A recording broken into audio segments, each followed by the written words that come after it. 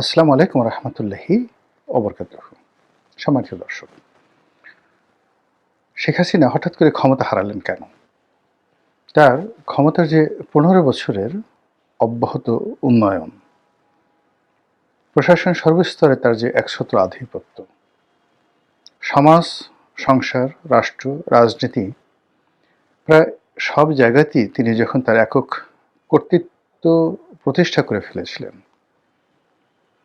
যখন তার প্রতিদ্বন্দ্বী যারা রয়েছেন তারা কেবলই প্রকৃতির উপর নির্ভর করেছিল যে আকাশ থেকে কোনো একটা বজ্রপাত হোক কিংবা আল্লাহ তাকে বেহেশত নসিব করুক, তাকে তুলে নিয়ে যাক, তিনি অসুস্থ হয়ে যান, মারা যান,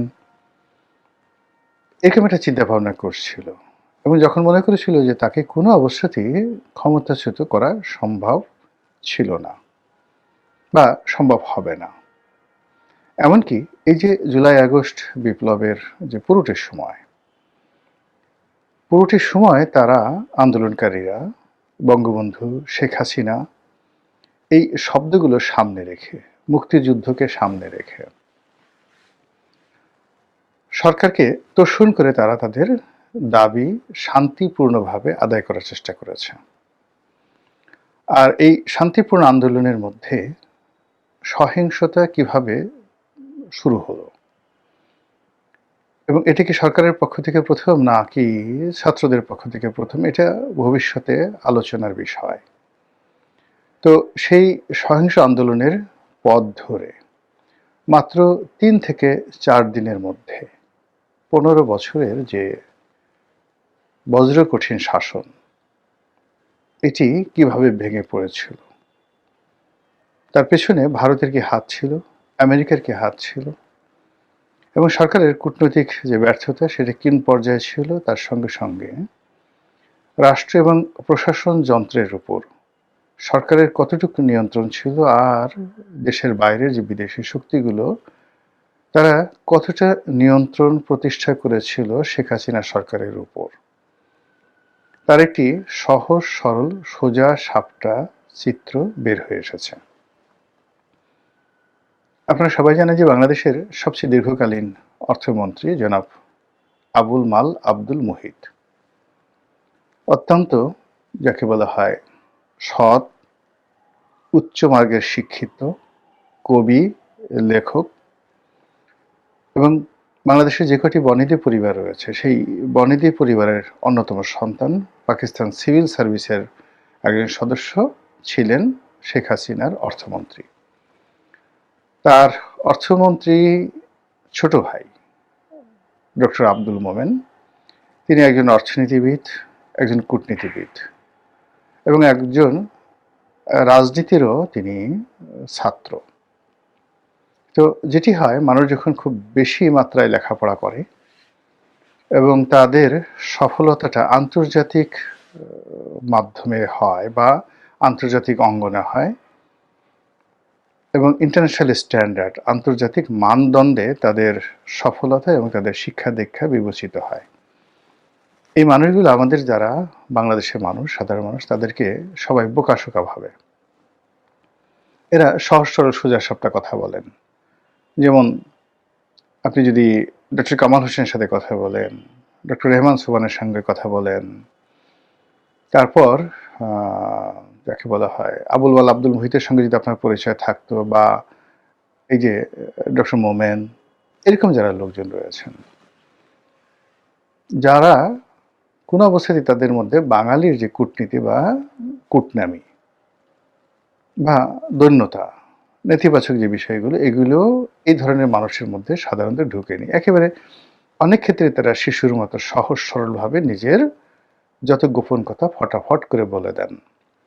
তো এদের মধ্যে কেউ কেউ খুব সফল হয়েছেন, আবার অনেকে ব্যর্থ হয়েছেন। যেমন আবুল মুহিত সাহেব, ডক্টর কামাল হোসেন সাহেব, মোমেন সাহেব, তারা সফল হয়েছেন। আবার কেউ কেউ কিন্তু বাংলাদেশে এসে তাদের সেও মেধাবী কিন্তু সফল হতে পারেননি, যেমন রেজা কিবরিয়া। যদি রেজা কিবরিয়ার এডুকেশনাল ব্যাকগ্রাউন্ড দেখেন, তার কর্মজীবনের যে বিরাট অংশটি তিনি আইএমএফে কাটিয়েছেন, দেশের বাইরে মানুষ এসেছেন, তার যে মা সেই আসমা কিবরিয়া, তার বাবা এম এস কিবরিয়া। তো তাদের যে লিগেছি সে অনুযায়ী জনাব যাকে বলা হয় রেজা কিবরিয়া বাংলাদেশের রাজনীতিতে যে ভালো করার কথা, তার তো আসলে প্রধানমন্ত্রী হওয়ার কথা, তার অর্থমন্ত্রী হওয়ার কথা। কিন্তু এই বাংলাদেশে দেখা গেল তাকে কখনো নুরুল হক নুরুর অধীনে কাজ করতে হয়েছে, কখনো রাশেদের অধীন কাজ করতে হয়েছে, কখনো তাকে আম তারেকের অধীন কাজ করতে হয়েছে। আর আম তারেকের জায়গায় এখন বিএনপির তারেক রহমান সাহেবের অধীনে তিনি এখন কাজ করার চেষ্টা করছেন, এবং এই কাজ করতে গিয়েও ইতিমধ্যে তিনি শোকজ খেয়ে ফেলেছেন কথাবার্তার লাগামহীনতার জন্য। আমাদের সমাজ এই মানুষগুলোকে আসলে ধারণ করতে পারে না।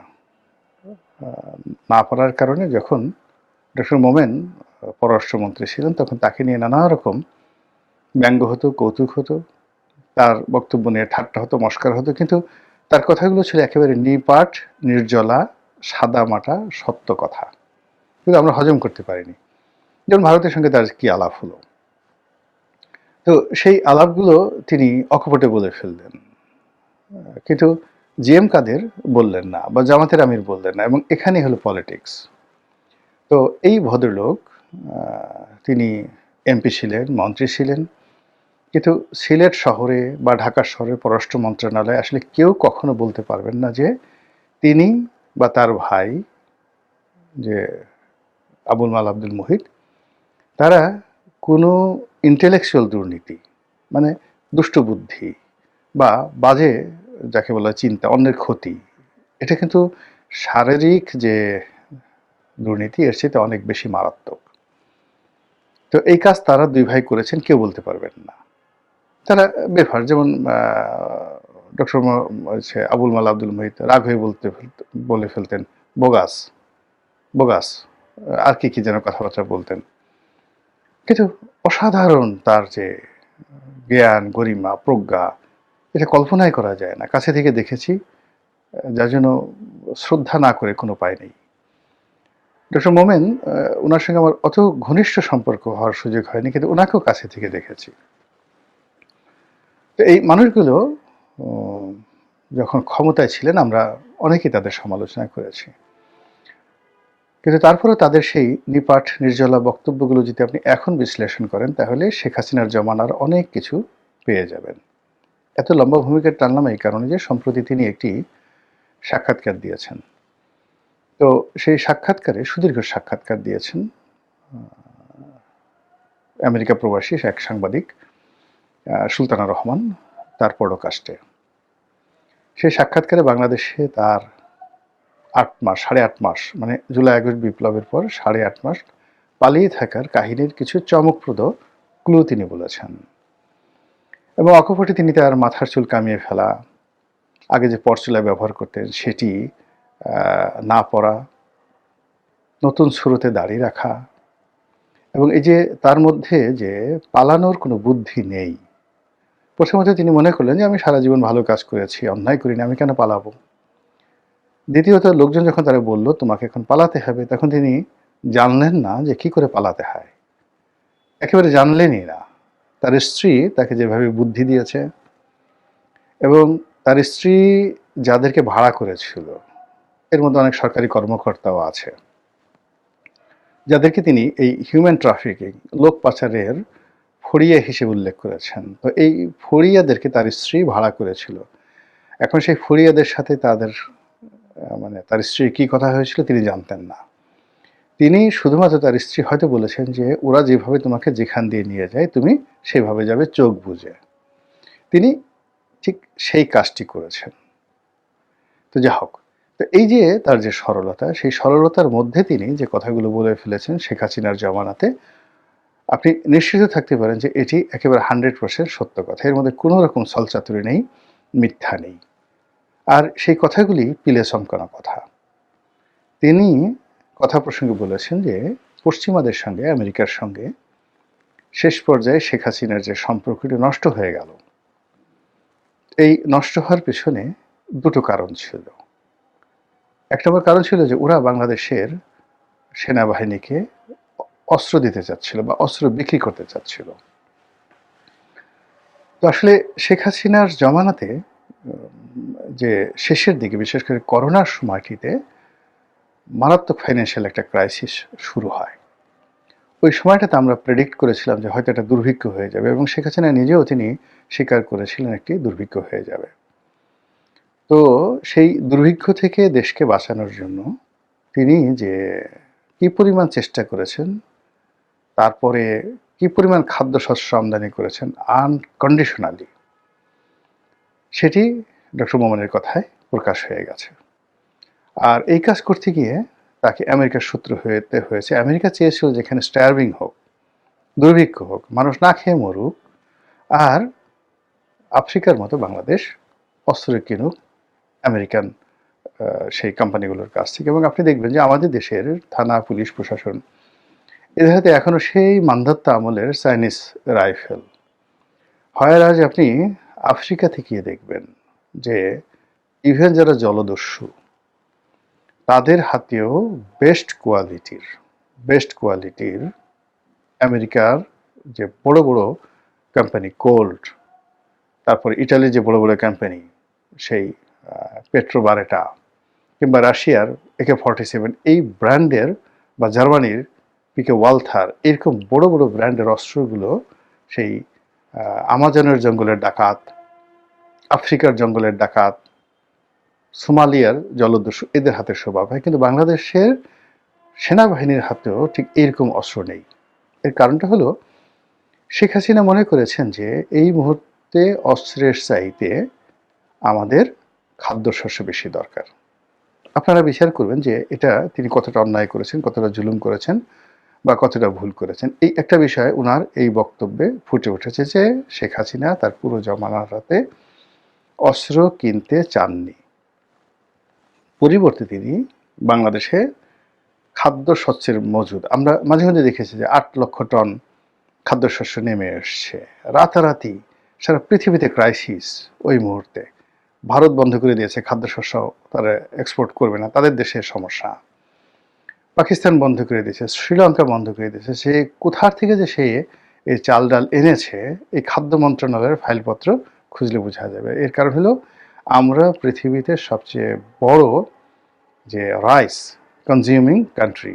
আমাদের দেশের যে চাল লাগে পৃথিবীর অন্য কোনো দেশে এত চাল লাগে না, এমনকি চায়নাতেও লাগে না। চায়না আমাদের দেশে কত লোকজন, ভারতে কত লোকজন, ভারতের লোকজন এই এক মুঠ ভাত খাবে, একটু কলা খাবে, কচু খাবে, সব মিলিয়ে ঢেলে। কিন্তু আমাদের হলো খাবারের 90% আমাদের ভাত লাগে। তো এই বিশাল যে সাপ্লাই, তার সঙ্গে সঙ্গে আমাদের যে কৃষিতে এই উৎপন্ন, মানে কৃষিক্ষেত্রে ধানের এবং গমের যে উৎপাদন, এটা যে আওয়ামী লীগ জমানাতে কি হয়েছিল, এটা ডক্টর মোমেনের এই বক্তব্যে ফুটে উঠেছে।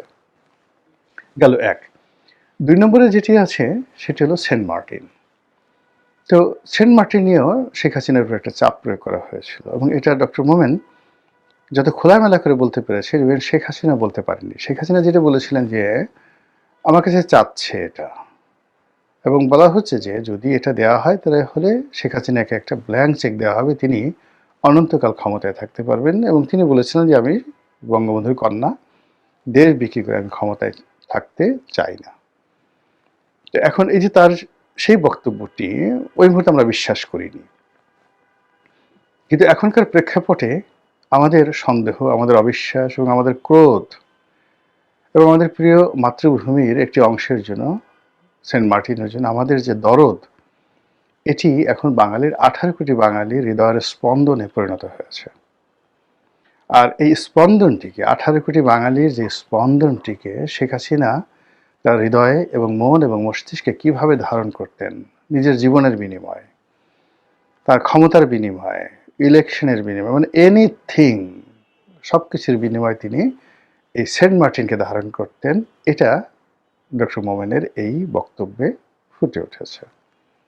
তার সঙ্গে সঙ্গে আমেরিকা এবং ইউরোপ, তারা তাদের সাম্রাজ্যবাদী নীতি প্রয়োগ করার জন্য কতটা নির্মম হতে পারেন, নিষ্ঠুর হতে পারেন, তার বাস্তব প্রমাণ আমরা দেখলাম এই ভেনেজুয়েলার ঘটনাতে। এখন এই ভিডিও যখন করছি তার বাস্তব প্রমাণ আমরা দেখতে পাচ্ছি ইরানের সেই দুর্বিষহ ঘটনার মধ্যে। এর আগে সিরিয়া, তার আগে পাকিস্তান এবং আফগানিস্তান, সহ পৃথিবীর বহু দেশকে তারা কোথাও মরুভূমি বানিয়ে ফেলেছে, কোথাও জ্বলন্ত অগ্নিকুণ্ড বানিয়ে ফেলেছে, কোথাও বিরান ভূমিতে পরিণত করে দিয়েছে, এবং কখনো কখনো সভ্যতার চাকাকে 50 বছর পেছনে ফিরিয়ে দিয়েছে। এইরকম একটি সাম্রাজ্যবাদী শক্তির সম্মুখে দাঁড়িয়ে এই বাংলাতে কেউ একজন ছিলেন যিনি বাঙালিদের পাসপোর্ট তার জমানাতে সম্মান পেয়েছিল, বাংলাদেশের টাকা মর্যাদা পেয়েছিল, বাংলাদেশকে একটি এমার্জিং টাইগার হিসেবে বিশ্ব গণ্য করত, এবং বাংলাদেশকে ভিসা মুক্ত মানে অন অ্যারাইভাল ভিসা দেওয়ার জন্য অনেকগুলো দেশ নিজে স্বেচ্ছায় এগিয়ে এসেছিল, আর আরো অনেকগুলো দেশ অন অ্যারাইভাল ভিসা দেওয়ার জন্য তারা মনে প্রাণে রাজি ছিল। যখন এই মুহূর্তে বাংলাদেশের পাসপোর্টের সবচেয়ে দুরবস্থা চলছে, আমেরিকা সেখানে তাদের ইমিগ্রেন্ট ভিসা যাদেরকে বন্ধ করে দিয়েছে, যে সকল দেশকে তারা ভিসা দেবে না, এরকম 75টি দেশের মধ্যে বাংলাদেশ আছে। এর বাইরে এখন অন অ্যারাইভাল ভিসা দেওয়ার ক্ষেত্রে এমনকি ভুটানও আমাদেরকে অন অ্যারাইভাল ভিসা দিতে চাচ্ছে না, শ্রীলঙ্কা দিতে চাচ্ছে না, মালদ্বীপ দিতে চাচ্ছে না, আর গণহারে ইউরোপ থেকে শুরু করে মধ্যপ্রাচ্যের দেশগুলো গণহারে ভিসা রিজেক্ট করে যাচ্ছে। শুধুমাত্র চীন কন্ডিশনালি ভিসাটা উন্মুক্ত রেখেছে, ভারত বন্ধ করে দিয়েছে।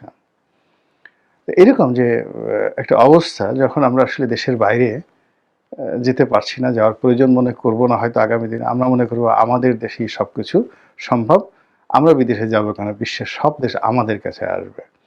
তো এরকম একটা জিনিস যখন খুব বেশি ব্র্যান্ডিং হচ্ছে, ঠিক সেই সময়টিতে এই যে সাবেক পররাষ্ট্রমন্ত্রী ডক্টর আব্দুল মোমেন তার যে সাক্ষাৎকার, এটাকে আপনি যতই হালকাভাবে নেন না কেন, এই সাক্ষাৎকারের মাধ্যমে আওয়ামী লীগ জমানার কতগুলো বিষয় এত চমৎকারভাবে ফুটে উঠেছে।